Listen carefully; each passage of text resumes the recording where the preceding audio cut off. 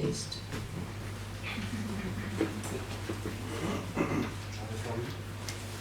The volume.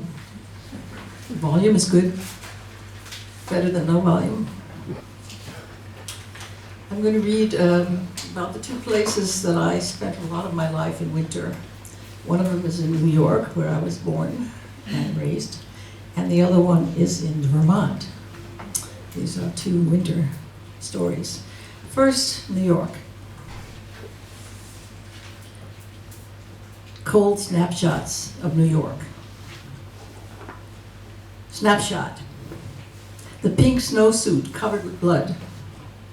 I am not yet 3 years old. My mom catches my neck in the zipper of my snowsuit. And they take me to the hospital where they have to unzip it and I get stitches. I see myself screaming without sound as they hold me down. I will forever hate pink. And will hate snowsuits and winter for a long time after this, until they distract me with my first sled. For the rest of her life, my mother will always put her hand inside before she zips anything up. Snapshot. Mighty Mouse discovers snowballs. I am 5 and I'm a lot shorter than I hope to be someday. The entrance to the garden apartment of our brownstone at 95 Barrow Street is filled with snow. Fearlessly, joyfully, I jump in, and suddenly I'm up to my neck and stuck there. Remembering that Daddy calls me Mighty Mouse, I'm determined to get myself out of this. Missing more than half the time, I throw snowballs at the front window above. And Leah, who usually hangs out in the kitchen in the back of the house, listening to her soap operas on the radio, finally hears the thumping and comes to the front window and looks out. I don't understand why she's so distraught as she runs outside without her coat and rescues me, digging me out with her bare hands. Snapshot.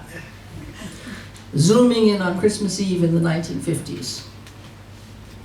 Here we are singing Christmas carols under the Washington Square arch, packed snow beneath our feet, freezing our toes in our old, flimsy, old-fashioned boots, stomping and singing, singing and stomping, until we have sung all the famous songs and are finally free to run through the village, visiting open houses with beautifully decorated trees and grown-ups drinking cocktails.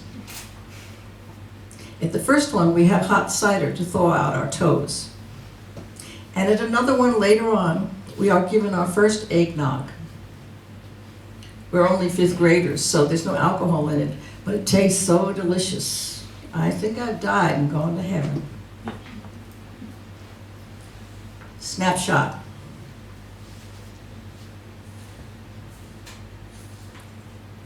Chateauneuf-du-Pape and the Christmas tree. I'm 15 and my boyfriend Jeff is a lover of opera and Chateauneuf-du-Pape. My sister is away at the University of Wisconsin and my mother has left me alone to go and celebrate her holidays at a resort in the Catskills. Jeff and I invite several friends and we drink his favorite red wine all night and listen to the entire Wagner Ring.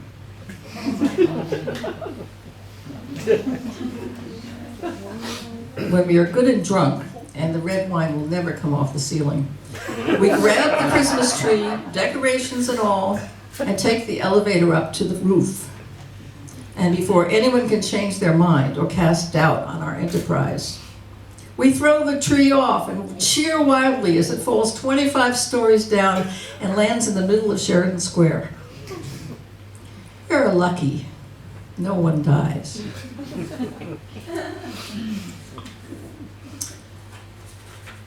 Winter in Vermont.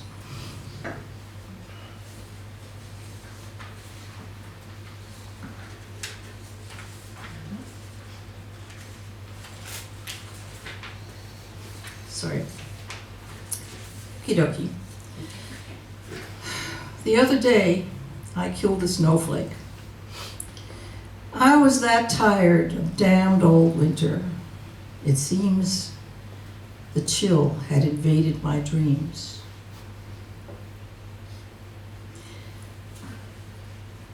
Fangio was a big, black, mangy dog who roamed the campus of Marlboro College. I don't remember who owned him, but he was a terror, barking and chasing after all the students. We called him Fangio the vampire dog, and he was the reason no one liked to walk home from the dining hall or the library alone in the dark. Eventually, I figured out his bark was worse than his bite when I realized that he'd never actually attacked anyone, but I still gave him a wide berth. That first year, I arrived at Marlboro, which was located on a mountaintop in Vermont and nicknamed the highest college in the East. I had a roommate who was from Winnetka, Illinois. I've forgotten her name, so I'll just call her Weird Winnetka. She wore army fatigues and always slept in a sleeping bag on top of her fully made bed, so she'd never have to change her sheets. The room was pretty big, so she stayed on her side and I stayed on mine. She had this cat, and she named him Magnificat, which I thought was a really dumb name for a cat. She fed him hot dogs from the dining hall and had little appreciation for what cats eat. Sometimes late at night, I heard her angrily yelling his name. Magnificat! Magnificat! He was an extremely beautiful little cat with short, dark fur all over and sky blue eyes. Eventually, he migrated to my half of the room, not only because I didn't yell at him, but mostly because I had an electric blanket and he liked to sleep under it. One weekend, Weird Winnetka was going away, and she asked me if I'd look after him. Since he was always on my side of the room anyway, and we were buddies already, I said, sure. During that weekend, he got sick, and I had to take him to the vet. When she returned, I told her I'd laid out $75, and she said, well, I guess he's your cat now. Fine with me, I said.